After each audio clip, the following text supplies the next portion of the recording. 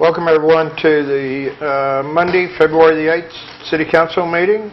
Can we get a roll call to establish quorum, please, ma'am? Bob Thomas. Here. Terry McClung. Here. Vicki Schneider. Here. David Mitchell. Here. Joy Seller. Here. And James is absent with notice. All right. Pledge of allegiance. I pledge allegiance to the flag of the United States of America and to the republic for which it stands, one nation, under God, indivisible, with liberty and justice for all. Get an approval or get a motion to approve the agenda? So moved.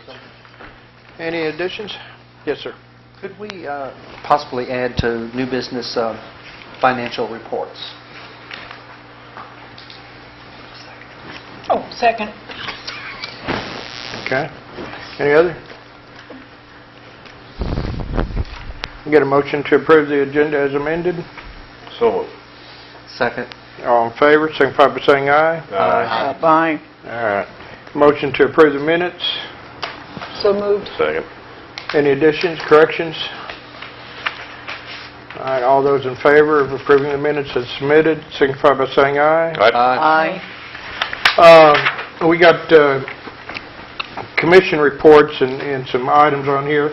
And because this is the beginning of the year, I wanted to get us a little bit of information from some of our commissions. So I asked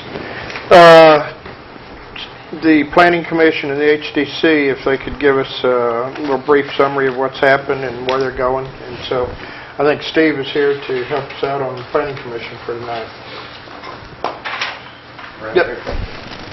Please, sir.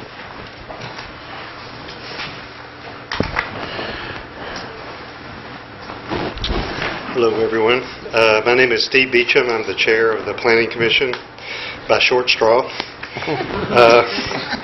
I'm here to give sort of a short report on what our plans are for the upcoming year. And to start with, we're real pleased that we have our new city zoning maps.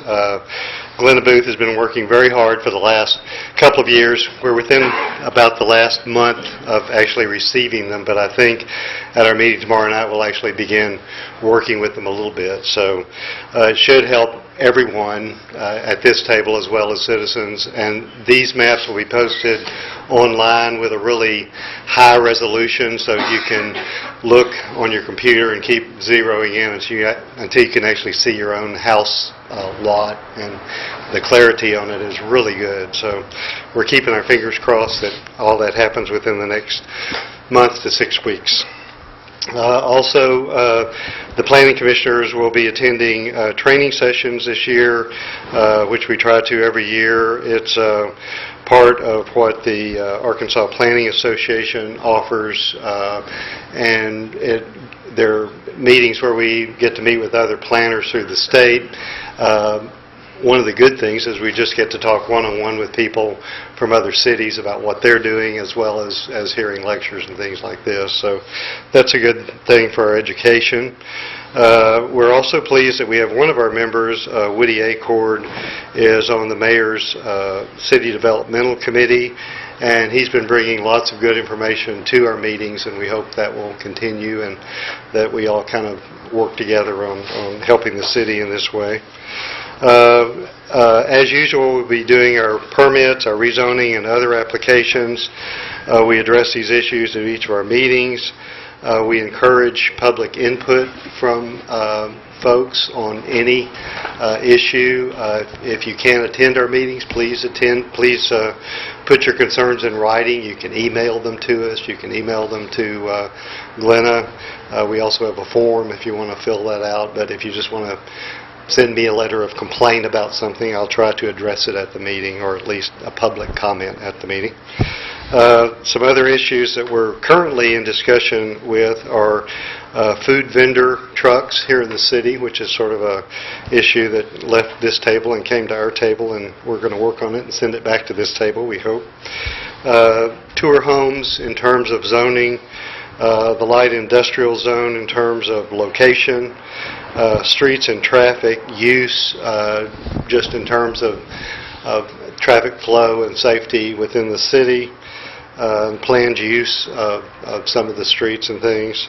We're also looking at what we're calling code corrections. Our code book went through several periods, I think in the 70s and the 90s, when some things were cleaned up and perhaps dropped from the code book that shouldn't have been dropped. And so we've gotten a list of these items, and we're just going to be reviewing those starting at our meeting tomorrow night and determining whether they should come back to this table to be re-entered in the code book. And that's basically it for planning. Thank you, Steve. Appreciate you. Dee's going to give us a little update on the HCC.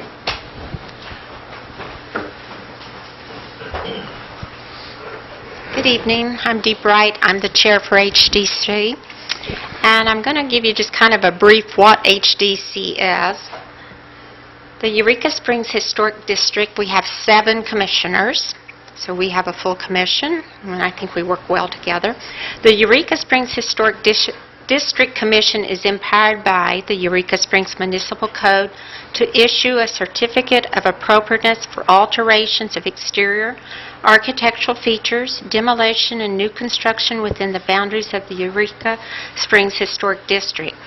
We meet twice a month, and we also do site visits on level 3s that, like new construction or additions, or if they want to demolish, those are all level 3s, and we do go out and do a site visit at each one of those before our meeting that time.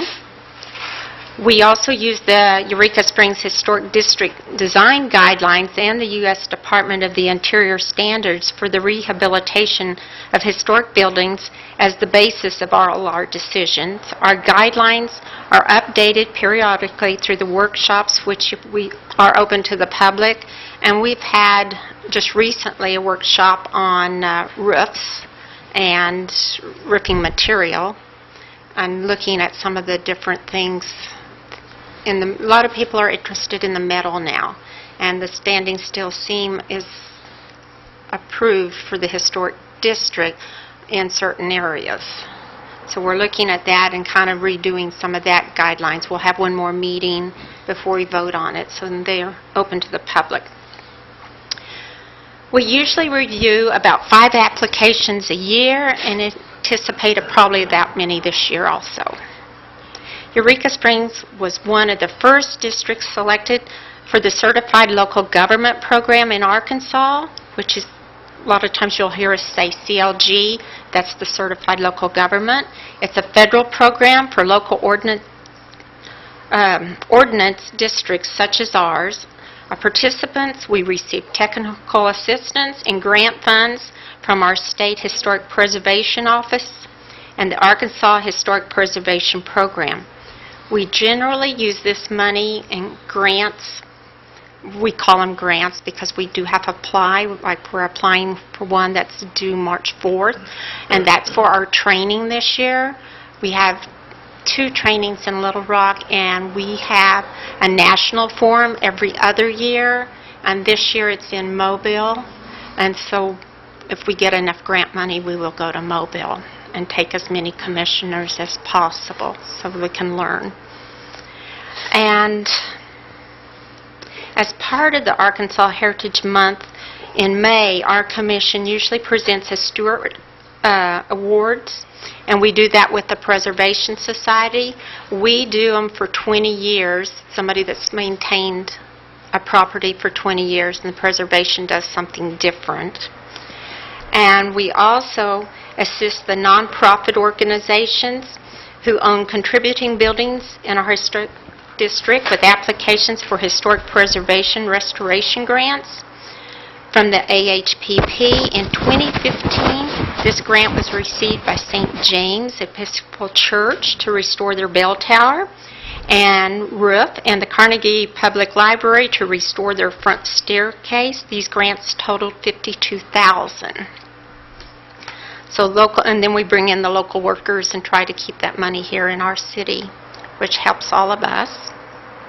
We also offer information assistance to those who are interested in applying for the Arkansas tax credit and rehabilitation. This is a 25% tax credit based on cost of work on both residential and commercial contributing parties. The Historic District, you can get information from Glenna, and she can help you on those forms, because those all have to go to the state, to Little Rock. And it's easier to get than the federal funding, which is also available for certain projects, which Glenna can help with. Eureka Springs was placed on our National Historic Places in 1970. The Historic District Commission was legislated in 1978, one of the first in Arkansas. In 2004, our National Register status was upgraded to the National Significance. Our commission works diligently to balance this important status with the growth needed to keep our community economically healthy. And also this year, the National Historic Preservation Act of 1966 is 50 years old, and they are calling it 50th anniversary, Our Legacy, Our Future, and we're hoping to work it in with our Heritage Grant. The museum hopes to get, we don't know, we usually hear at the end of this month, 1st of March. They applied for it this year, so hopefully they get it.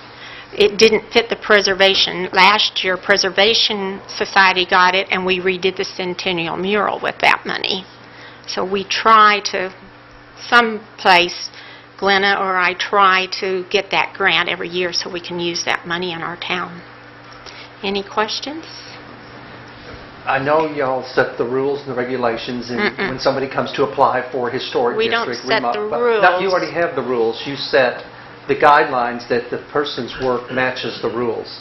So after you do that and you do your site inspection, who inspects the work as it goes along to see that it met what you said? After it's approved at our meeting, what we've done, then if something's not done properly, then that goes to Bobby Ray. Well, not even if it's not done properly, but who does anybody assess the work after you've approved it to see if it's done properly or not done properly? Is there any follow-up is what I'm asking? That would be him. He's Oh, the follow-up. So once you rule on it, it immediately goes to the building Yeah, inspector. he's our building inspector, so yes, he takes... follows up all Yes, construction. yes. Okay. That's Okay. the follow-up, because once it leaves our table, like if somebody did something wrong with a door, Yeah. and I see it, I can tell Bobby Ray, but I can't do anything about it. Absolutely. Because it's out of mine. It's a legal action then. So Bobby Ray has to consult with Tim, our city attorney, and they take care of it from there. Thank you, Dee. Thank you. Appreciate you. Thanks. We do have a application from Peg Adamson, who lives down on Mill Hollow, for the Cemetery Commission. So we've got a new person up there. We've also still have a vacancy in the hospital and one in parks. So any citizens out there who's interested in doing service work for the city, please come in and apply, because we can certainly use it. And we still have a vacancy on the Cemetery Commission too, just after Peg submitted her application. And we'll be taking that up at the next meeting. So if anybody wants to contact her or get in touch with her, please do so. So, any public comments? All right. Our next order of business, under unfinished business, is Ordinance 2236, Home Occupation CUP, for the second reading. Mr. McClung? I'd like to make a motion that we suspend the rules and place ordinance number 2236 on its second reading by title only. Second. All right. Comments? Mr. Weaver did make a minor modification on the second page under Section 7. Don't we need to read it first and then make the modification? Yeah. I wouldn't need to do that. I just want to point that out to everybody on there. So, Mr. McClung? Yes. Ms. Zeller? Yes. Mr. Thomas? yes. Ms. Schneider? Yes. Mr. Mitchell? Yes. 5-0. Okay. The ordinance number 2236, an ordinance amending Title 14 of the Eureka Springs Municipal Code to clarify home occupation business locations. Mr. McClung. I'd like to make a motion that we insert, or let's see, it's more of a deletion. Delete the verbiage as requested by our city attorney. Or would it be rewording? Yeah, I don't have that marked here. What did we Yeah, reword? It's marked through Yeah, it's very brief. Oh, this, section okay. 7. No, usually, yeah. Okay, okay. Basically, what it does Okay. is allow the code people that put it together to move it where they need to, so that it'll apply, and hopefully draw less of a problem if anyone ever challenges it. So do you want the term rewording, or do you want, I think either one will work. okay. It basically just strikes out, we had it pinned down to one specific spot, and this will allow them to put it where it'll So does the apply. motion have to have the new reword? No. I think It's Terry, in- it's in this. I think Terry's is appropriate. Okay. Okay, did we get a second? Second? Okay. Any further discussions? We need a motion, To approve? all those in favor, signify by saying aye. Aye. Any opposed? Do we need, Motion what? That was approving the amendment, Yeah, correct? correct. That was approving the deletion of the wording for the amendment. And that suffices for approving the second reading? No. No, you need a motion now to do that. Mr. McClung? I'd like to make a motion that we approve ordinance 2236 on its second reading. Second? Any comments, discussion? Okay. We need a roll call. Second. Okay, all those in favor, signify by saying aye. Aye. Aye. Any opposed? So moved.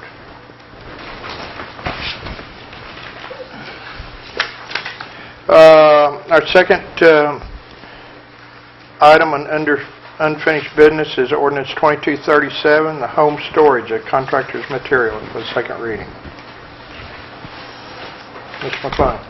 I'd like to make a motion that we suspend the rules and place ordinance number 2237 on its second reading by title only. Second? Okay. Any discussion? Okay, roll call. Mr. Mitchell? Yes. Ms. Eller? Yes. Ms. Schneider? Yes. Mr. Thomas? Yes. Mr. McClung? Yes. 5-0.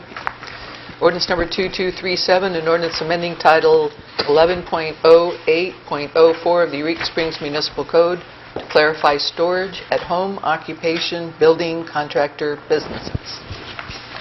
Mr. McClung.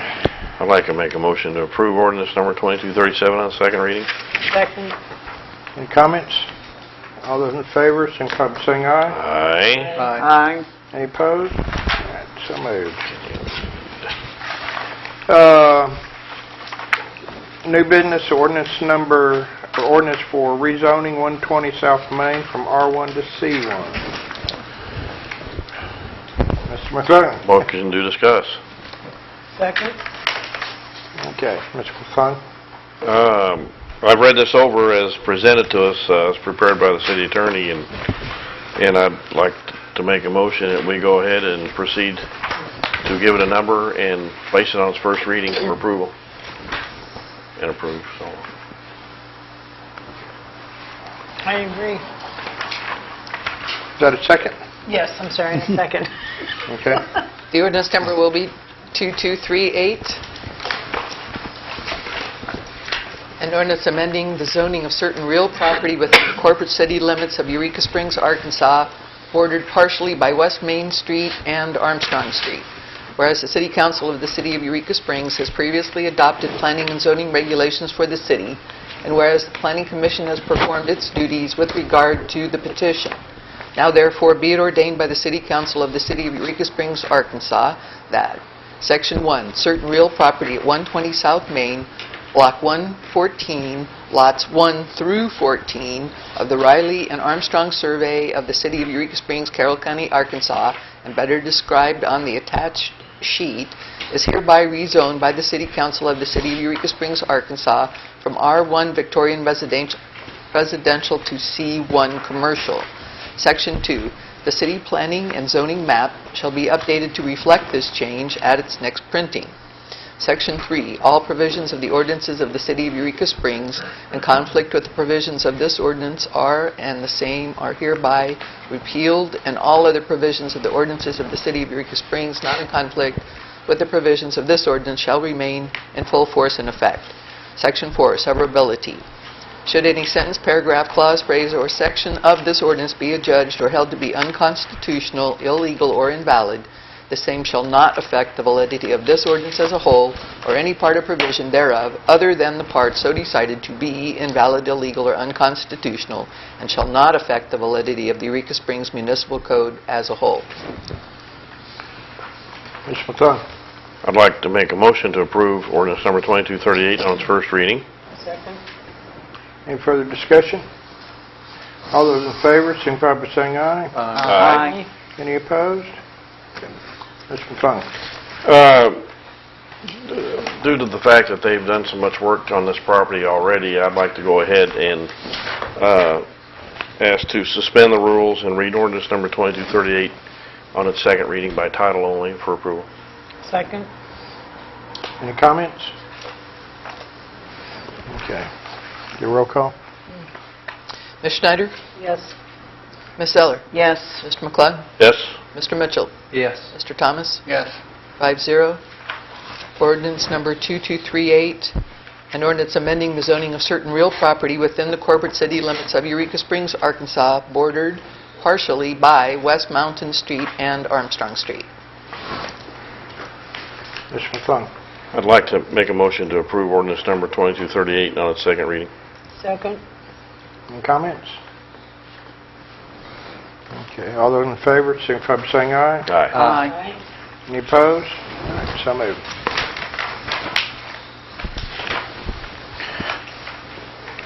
Our next order of business is a resolution for the VALIC Employee Retirement Plan.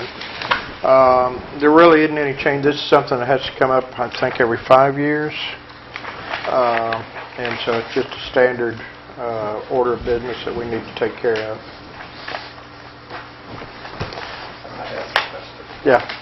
I would assume that both you and the finance director have obviously looked at this for cost incurred to the city, and everybody feels that it's been long-standing and it's the best deal and blah, blah, blah. Yep.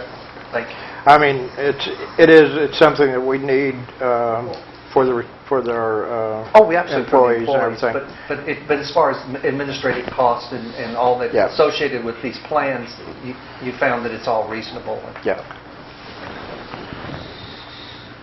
All right, get a motion? Motion to Sign a number and, sign a number and pass it. okay, Second. read for approval. All right. For approval. Ms. Snyder seconded. Any further discussion? We need roll call.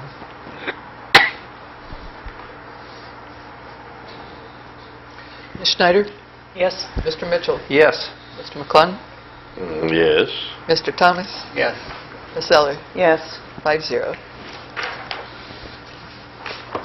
The resolution number will be 675. A resolution authorizing amendment and restatement of retirement plan via adoption of the VALIC Retirement Services Company Retirement Plan for governmental employers. Whereas the City of Eureka Springs, herein after the employer, previously established the City of Eureka Springs Money Purchase Retirement Plan, herein after the plan, for the exclusive benefit of its employees and their beneficiaries, which plan was originally effective as of January 1, 1992, and whereas the employer retained the power to amend and/or terminate the plan, and whereas the employer now desires to amend and restate the plan by adopting the VALIC Retirement Services Company Retirement Plan for Governmental Employees document, and Now therefore be it resolved that the employer hereby amends and restates that plan effective January 1, 2016 by adopting the document titled Valid Retirement Services Company Retirement Plan for Governmental Employers in the form and substance as the document heretofore presented to the governing body of the employer, and resolve further that the appropriate representatives of the employer be, and the same hereby are, authorized and directed to 1. Execute the adoption agreement to the Valid Retirement Services Company Retirement Plan for Governmental Employers document as approved. 2. Execute all other documents and to do all other things as may be necessary or appropriate to make the Valid Retirement Services Company Retirement Plan for Governmental Employers document effective January 1, 2016, including the execution of any amendments required by the Internal Revenue Service in order to continue and maintain the qualified and exempt status of the plan. And 3. Execute any other documents required to obtain reliance on advisory letters issued to the Valid Retirement Services Company Retirement Plan for Governmental Employers by the Internal Revenue Service. Thank you. What was the name of that company again? Valid? We've been using VALIC for 24 years. 15 years, a long time. I don't know how long. Since the mid-90s at least. Yeah, mid-90s, so, and they've been doing well. Our next order of business is ordinance for adjusting the EMS fees. So we get a motion to discuss? Motion discuss. Second. We have Chief Ates here to also help us out with this. This is something we've been looking at and discussing over the past 6 months, 8 months.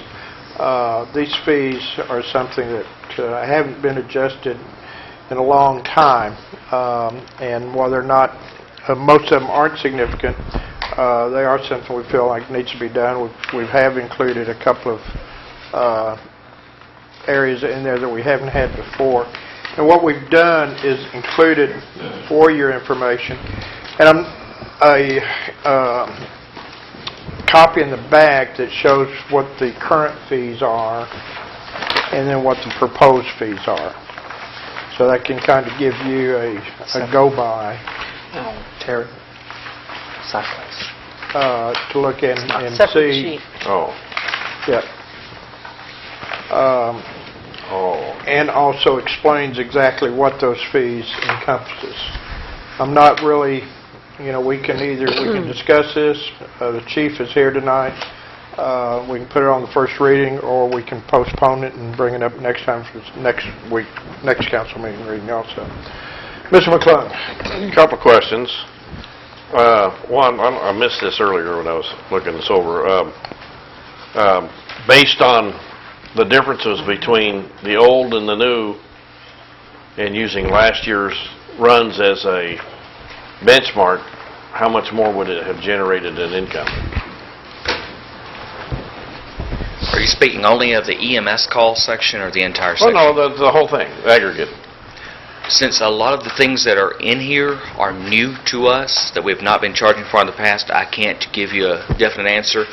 If I had to take a wild swing, I could say anywhere between $10,000 and $20,000 more a year in revenue.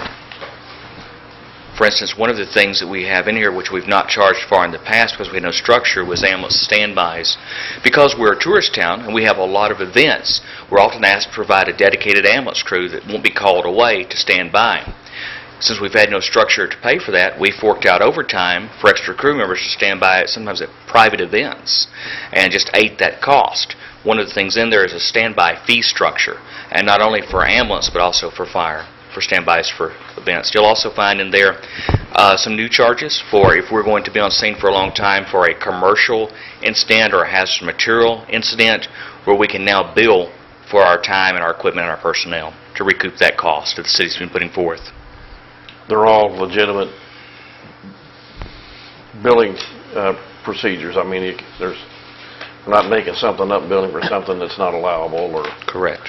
I do have another question on the facility assist. I think that's something that we discussed before, that's where you go out and help them with a patient. Right. Since there's no reimbursement unless we actually transport this, recoups that cost. Is that really enough? Because do you have to call in a third unit whenever you do that? No. Fortunately, we know most of the time from the outset this will not be a transport, so we don't recall personnel for it because we know that ambulance. Yes, sir. Because we know that ambulance will be back in service shortly.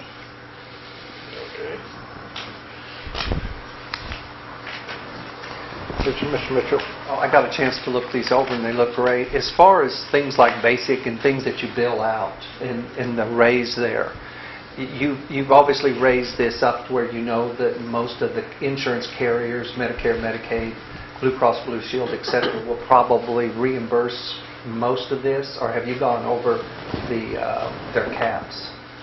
We have gone slightly above the caps. Slightly above the Just caps. So slightly the above. chances are then that some of this money in here is just is already going to be lost because they're not going to pay it. May be lost, or if it is private insurance, we may recoup it from a secondary insurance. And/or we'll also probably lose some to that significant bad debt. Yes, because we are required by contractual obligations, Medicare and Medicaid, that we have to write off a certain amount of our ambulance transports. We don't recoup the full amount that we bill, unfortunately. So that $10,000 to $20,000 you thought would come out of this was after the write-offs and after the bad debt, or before? This is going to mostly be from the permits and fees section. I don't think we'll gain that much, and the standbys. I don't think we'll gain that much more from ambulance billing. Thank you.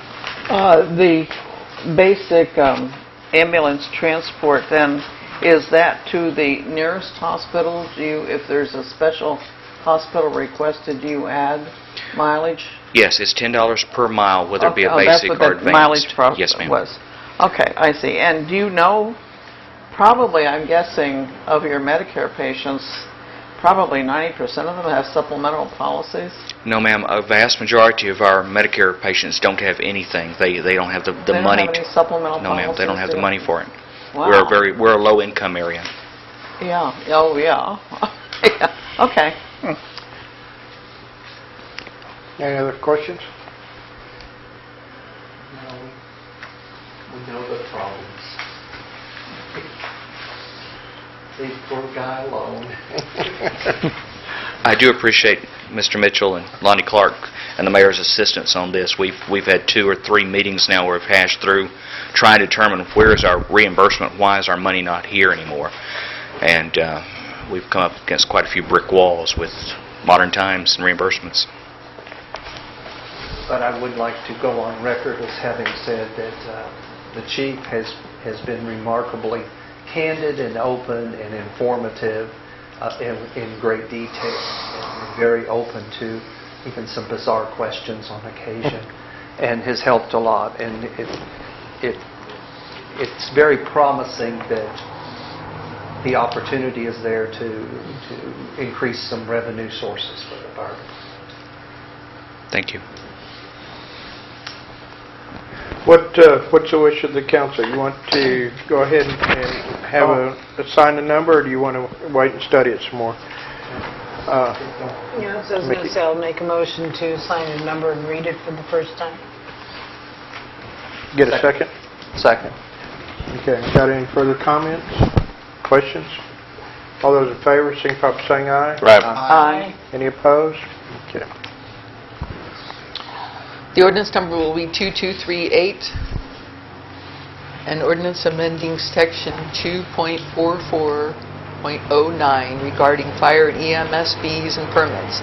Whereas the City Council of the City of Eureka Springs, Arkansas has determined that section 2.4409 of the Municipal Code should be amended in order to regulate efficiently the charges for fire and EMS services.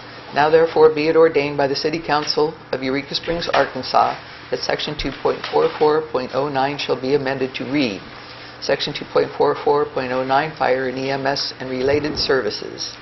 The Fire Department is authorized to assess the following charges for fire and EMS services, including the outlined permits, fees, and fines, to the members of the public requesting or using such services: emergency medical services, ambulance transports, Basic life support non-emergency, $500.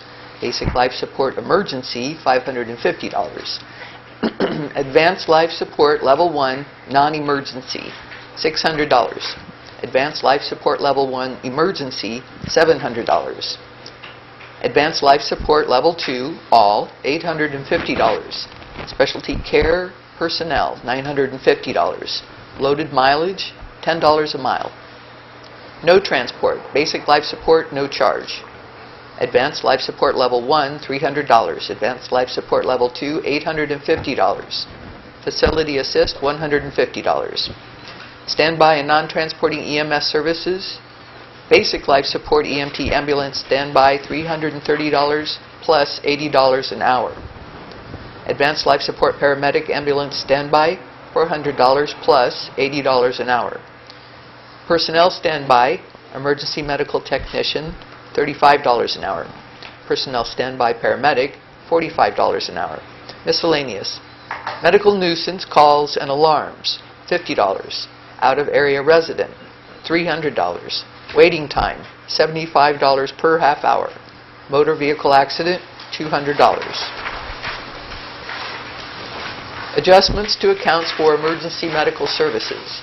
All patient accounts paid in full within 30 days of the initial statement date shall be discounted 10%. Accounts of residents of the tax-based service area shall be deemed paid in full when their insurance allowables are met.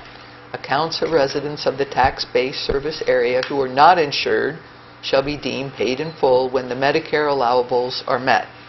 Residents outside of the tax-based service area shall pay the full charges listed except where mandated by federal or state regulation, i.e. Medicare or Medicaid. Indigent patient bills may be written off to the extent that the receiving hospital writes off that patient's hospital bill. Fire prevention and inspection, permits, hot work, $25. Fireworks, pyrotechnics, hazardous displays and events and related, $250. Burn permit annual, $10. Fire alarm, sprinkler systems and related. Fire alarm and sprinkler system inspection, initial and annual, no charge. Fire alarm and sprinkler system reinspection follow-up, $100 per event. Range hood inspection, initial and annual, no charge. Range hood reinspection follow-up, $100 per event. Inspections and certificate of occupancy, commercial inspection, initial and annual, no charge. Commercial reinspection for compliance, second event, no charge. Commercial reinspection for compliance, third event, $100. Commercial reinspection for compliance, fourth and subsequent events, $200.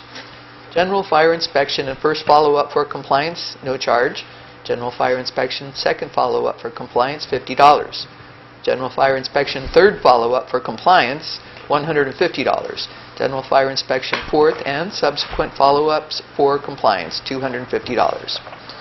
Certificate of occupancy fire inspection, $35. Certificate of occupancy fire inspection hazardous materials, $500 per year. Certificate of occupancy fire inspection, assembly, initial and first follow-up, no charge. Certificate of occupancy fire inspection assembly second inspection, $50. Certificate of occupancy fire inspection assembly third inspection, $150. Certificate of occupancy fire inspection assembly fourth and subsequent inspection, $250. Fire marshal fees. Plan review initial and second review, no charge. Plan review additional reviews, $100.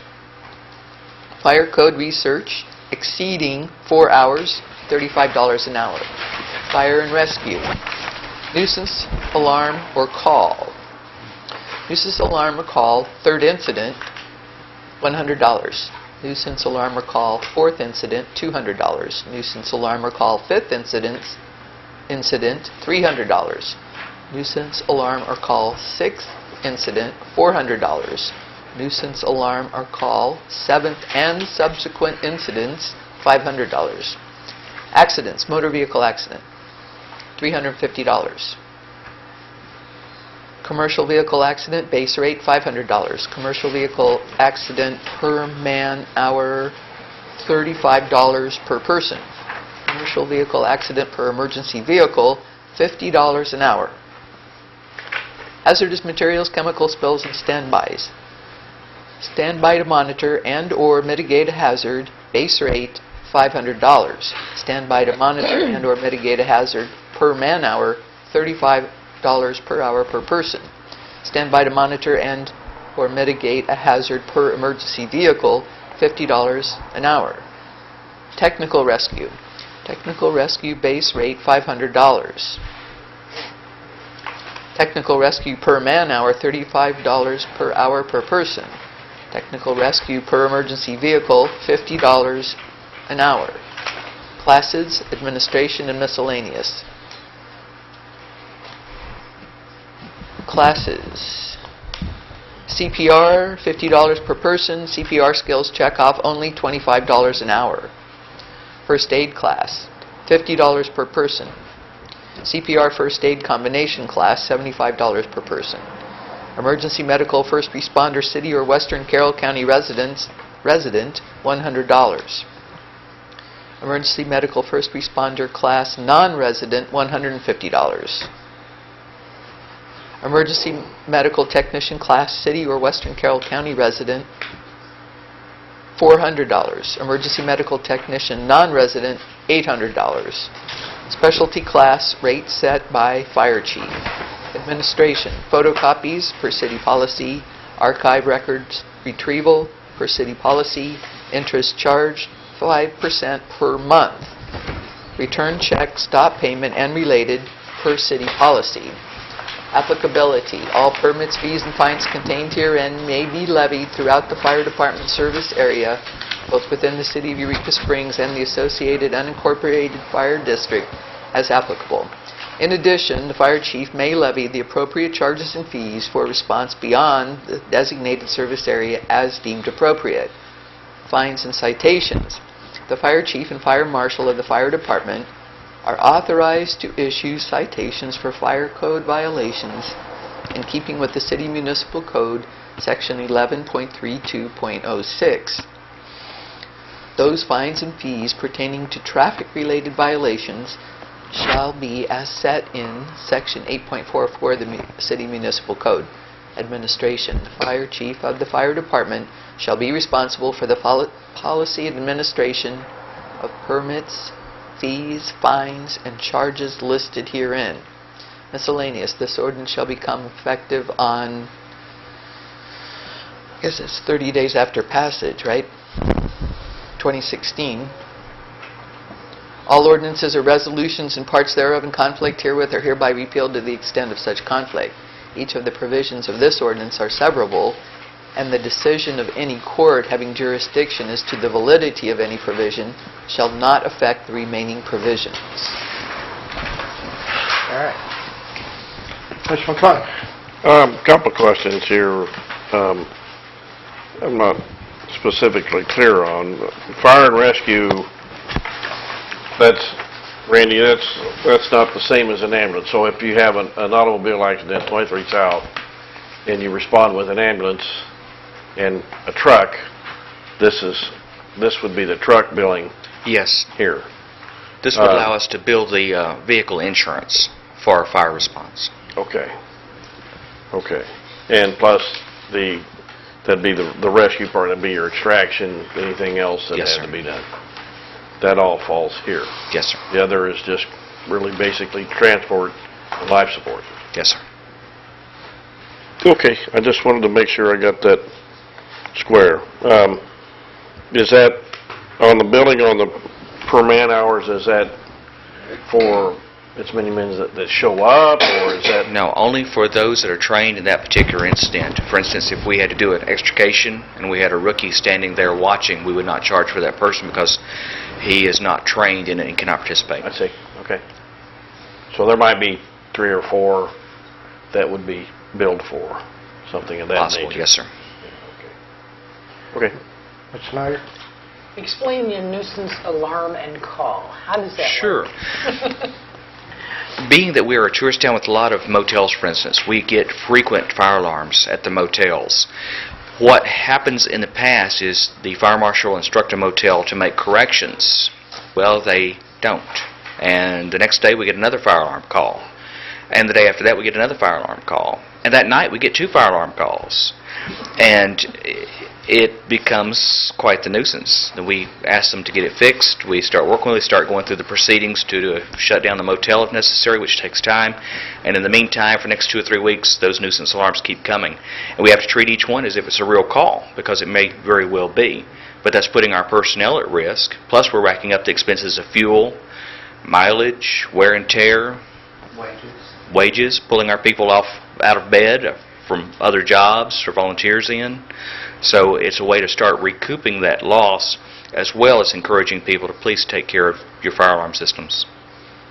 So it's not a matter of somebody calling saying, oh, we've got a fire, and it's just some kid being a goofball. No. This is actual problems we're having locally. Right. So now that they're going to be getting hit with these kind of bills, that should be incentive to get their act together? That is hope that it will be a deterrent. Okay, great. Thank you. I have a question about billing. Yes, sir. For emergency services, if you're a resident, your bill is cut to whatever your insurance pays. Is that correct? That's correct. But if you're not a resident, then when their insurance pays, you're going to actually go after that person for the remainder? As allowable by the law, yes, sir. Okay. We don't. Our taxpayers are already paying for that ambulance to be available, so we're giving them a better bargain. But for those that visit our town that don't pay any taxes, we feel they should bear the brunt of using our service. Any other comments? Mr. McClung? I'd like to make a motion that we approve ordinance number 2238 in its first reading. Second. Any further comments, questions? All those in favor, signify by saying aye. Aye. Aye. Any opposed? All right, so moved.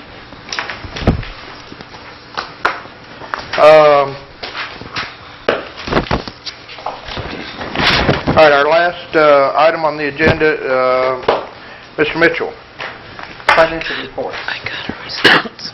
Based on all of the work we put into the finances up to this point with the workshops, the attention, and the continued attention to detail, just going to ask if it would be potential or possible that at the second meeting of every month that we take maybe 30 minutes before the meeting and have a brief workshop on the financial operating reports that were produced for that month, for the prior month. At 5:30? If possible, if everybody agreed.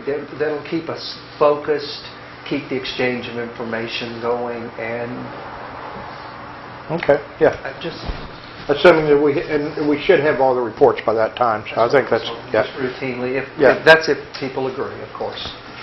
That's the second meeting of the month, is it? It would be the second one, which should follow after we get the reports by about the 15th, I guess, our operational reports. And we would send out a notice to remind you, just in case you might forget. Oh, very nice. Just in case. And when did you want this to start, this month or next month? Next month. Okay. We'll be okay, I think. What's everybody Unless we see the saying? mayor looking real distressed, then we may want to be. I'm usually here by that time anyway, so. Yeah.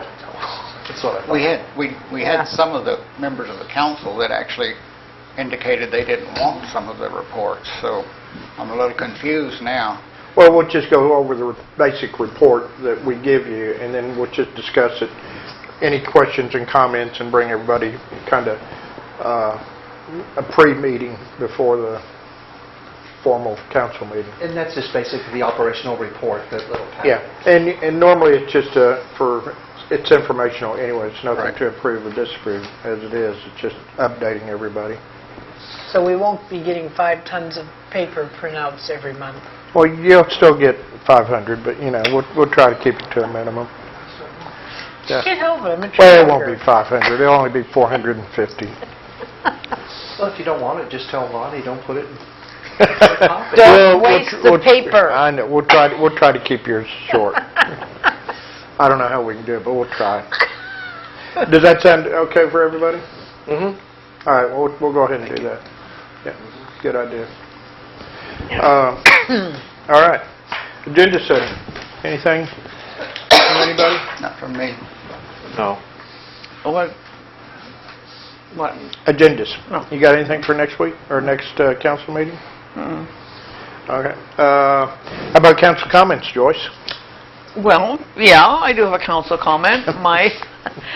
Finally, after all of this time, Love in a Small Town has been released. It's available for sale. It's the book about what it's really like to live in Eureka Springs. It's a romance, and you can get it on Amazon in both paperback and ebook. But anyhow, it's out there for somebody who wants to read it. I've been asked that question all the time by my customers in my store. What's it really like to live here? Well, this is it. Ooh. Do we get a discount? Well, I'm hoping we'll get some more notice about Eureka Springs, and maybe it'll be tied into the documentary that's coming out.Maybe people remember who we are. And what is the name again? The name is Love in a Small Town. Love in a Small Town. And I really wrote it as a marketing piece for Eureka Springs. There's nothing negative in it. I wrote it so everybody would want to come here. All right. Mickey. Do me last, please. Trust me. Do me last. Okay. Mr. Mitchell. Mr. McClung. I don't think so. All right. Not today. Bob. No, I'll wait to hear from Mickey. All right, Mickey. You're on. I'm needless to say a tad irritated. To the person who hopefully will be watching, listening, or have it passed on to him, who illegally shot a doe, she is now hanging out at my house where she's healing. Anyone who will shoot an animal and not trail them after they've wounded them, who will not take the time or the effort to be humane about it, does not deserve weapons of any kind except to have them used against you. She was shot through the shoulder. It went through the one shoulder, straight through and out the other, somehow or another missing all vitals. She now has 2 big holes on either shoulder that are slowly healing. I hope you're proud of yourself. She's a very sweet little deer. Try it again, and guess what you're going to get? What? What kind of animal is this? A deer. A deer. Beautiful doe. Who is Is that now it? living with me. All right. We have the ending of Mardi Gras, finally. We have the St. Elizabeth Cajun King Cake Ball tomorrow night, starting at 5 o'clock, from 5 o'clock to 10:30 at St. Elizabeth Parish Center. So I'm sure that's it's always a good time out there and good food, from what I understand. February 13th, which I guess is this weekend, is the Chocolate Lovers Festival from 10 to 3 at Inn of the Ozarks. And that's always a good time. Plenty of chocolate, and it's going to be a little bit different this year, but they have some special events going on upstairs, and then the chocolate fountain and fondue and special chocolates downstairs, so that should be always a good time. February 18th, the Magic Men Show at 7 p.m. at the auditorium. And March the 12th, St. Patrick's Day Parade, 2 p.m. starting at the library and going on down Spring Street. And that's all I have. Anybody have anything else? Yes, sir. Mr. Mayor, could you repeat that parade time, please? 2 o'clock. Thank you, Mr. 2 Mayor. o'clock on March the 12th. Thank you, Mr. On a Saturday. Down Spring Street. Thank you, Mr. Mayor. And on a Appreciate that. Saturday. And on a Saturday, yes. And Will it on be a dark then? Saturday. No, it won't be dark yet. Anything else? Motion to adjourn. Do I have a second? Second. All in favor? Aye. Thank you all. Okay, here you go. That's